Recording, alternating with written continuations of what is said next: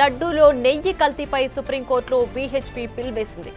Animal fat వాడకంపై విచారణ జరిపించి నిజాలు నిర్ధారణ చేయాల్సిందిగా కోరింది.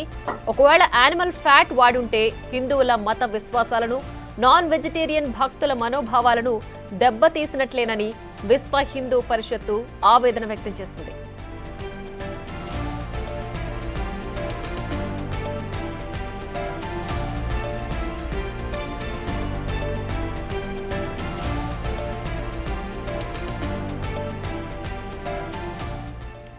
శ్రీవారి లడ్డూలో నెయ్యి కల్తీపై సుప్రీంకోర్టులో వీహెచ్పీ పిల్ వేసింది.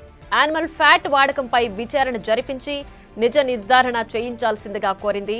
ఒకవేళ యానిమల్ ఫ్యాట్ వాడుంటే హిందువుల మత విశ్వాసాలను, నాన్ వెజిటేరియన్ భక్తుల మనోభావాలను దెబ్బతీసినట్లేనని విశ్వ హిందూ పరిషత్తు ఆవేదన వ్యక్తం చేసింది.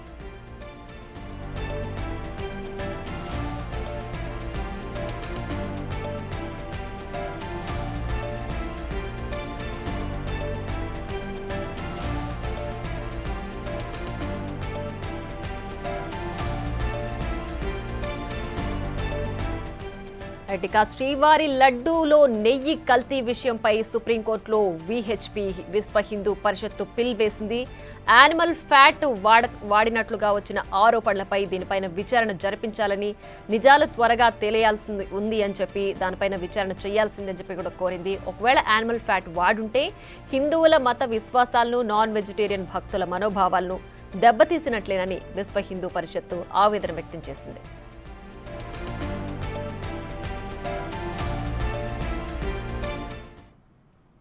మరింత సమాచారం మా ప్రతినిధి శివ అందిస్తారు. Shiva, back to you. అయితే విశ్వ హిందూ పరిషత్ కూడా సుప్రీంకోర్టులో దీనికి సంబంధించిన పిల్ వేసింది. దీంట్లో యానిమల్ ఫ్యాట్ వాడారని, ఒకవేళ అలా వాడుంటే కనుక భక్తుల మనోభావాలు దెబ్బతీసినట్లేనని చెప్పి కూడా ఆవేదన వ్యక్తం చేస్తోంది. సో దీనికి సంబంధించిన డీటెయిల్స్ ఏంటి?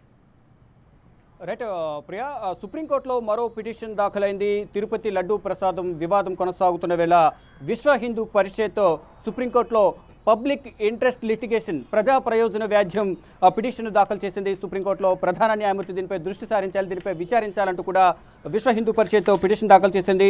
అంటే వెంకటేశ్వర స్వామికి సమర్పించే ప్రసాదంలో జంతువుల కొవ్వును వినియోగించారు, ఇది నిజమైతే హిందువుల మనోభావాలను దెబ్బతీసే విధంగా ఉంటుంది. కాబట్టి దీనికి ఈ కార్యక్రమాలకు ఈ విధంగా ఈ ప్రసాదాన్ని కల్తీ చేసే విధంగా వ్యవహరించిన వారందరికీ కూడా కఠినంగా శిక్షలు పడే విధంగా వ్యవహరించాలనేది ప్రధానంగా సుప్రీంకోర్టు చర్యలు తీసుకోవాలనేది, దీనిపై విచారణ చేపట్టాలనేది విశ్వ హిందూ పరిషత్ ఒక పిటిషన్ దాఖలు చేసింది. అంటే ఏదైతే జంతువుల కొవ్వును ఉపయోగించడం నిజమైతే హిందువుల విశ్వాసాలు, మత విశ్వాసాలను ప్రత్యక్షంగా అవమానించడమే కాకుండా అధిక సంఖ్యలో దేశవ్యాప్తంగా ఉన్న హిందువులకు సంబంధించి వారి మనోభావాలను దెబ్బతీసే విధంగా కూడా వ్యవహరించినట్లే అవుతోంది. ఈ నేపథ్యంలో దీనిపై మొత్తం క్లియర్గా దీనిపై విచారణ చేపట్టాలి. ఏదైతే ఏపీ సీఎం చంద్రబాబు విమర్శించారో, ఏదైతే ఆరోపణలు చేశారో, ఏదో ఏపీ ఇంటెలిజెన్స్ ఇచ్చిన నివేదిక ద్వారా మరోవైపు ప్రైవేట్ ల్యాబొరేటరీలో పరీక్షించిన అనంతరం దీంట్లో నకిలీగా అంటే కల్తీ నెయ్యి వినియోగించి ప్రసాదాన్ని తయారు చేశారని ఏదైతే నివేదిక వచ్చిందో ఒక ప్రైవేట్ ల్యాబొరేటరీ ద్వారా ఈ విషయాలన్నీ కూడా బయటికి వెలుగులోకి వచ్చాయి. దానికి సంబంధించి కూడా తీవ్ర దుమారం కొనసాగుతోంది.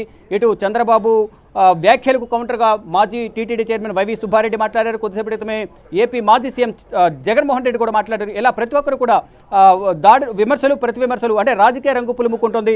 ఇది టీటీడీకి సంబంధించిన వ్యవహారం.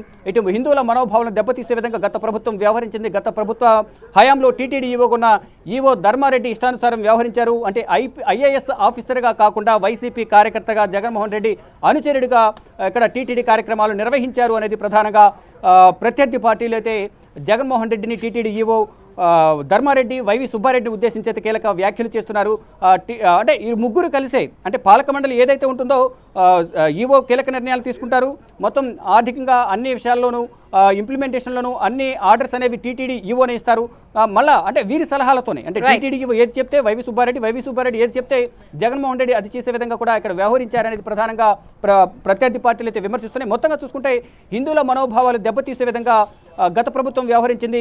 కల్తీ ప్రసాదాన్ని వితరణ చేసింది. ఇదే ప్రసాదాన్ని జనవరిలో రామ జన్మభూమిలో అయోధ్యలో బాలరాముని ప్రాణప్రతిష్ఠ కార్యక్రమంలో కూడా ఇదే ప్రసాద వితరణ జరిగింది. ఈ నేపథ్యంలో దీనిపై విచారణ చేపట్టాలంటూ కూడా మొదటగా సత్యం సింగ్ రాజ్పూత్ ఒక జర్నలిస్టు తరపున లెటర్ పిటిషన్ సుప్రీంకోర్టు ప్రధాన న్యాయమూర్తి జస్టిస్ డివై చంద్రచూడ్కు లెటర్ రాశారు. మరోవైపు కొద్దిసేపటి క్రితమే విశ్వ హిందూ పరిషత్ కూడా సుప్రీంకోర్టులో పిటిషన్ దాఖలు చేసింది. అంటే ప్రజా ప్రయోజన వ్యాజ్యం దాఖలు చేసింది. దీనిపై విచారణ చేపట్టాలంటూ కూడా వీరు కూడా డిమాండ్ చేస్తున్నారు. మొత్తంగా చూసుకుంటే దేశవ్యాప్తంగా తిరుపతి లడ్డు ప్రసాదంపై వివాదం కొనసాగుతుంది. ఇటు కేంద్ర ప్రభుత్వం కూడా దీనిపై స్పందించింది. దీనిపై విచారణ చేపట్టి నివేదికను సమర్పించాలంటూ కూడా కేంద్ర ఆరోగ్య శాఖ మంత్రి జేపీ నడ్డా చంద్రబాబుతో ఫోన్లో మాట్లాడిన సందర్భంలో మొత్తం వివరాలను అడిగి తెలుసుకున్నారు. Thanks for the updates.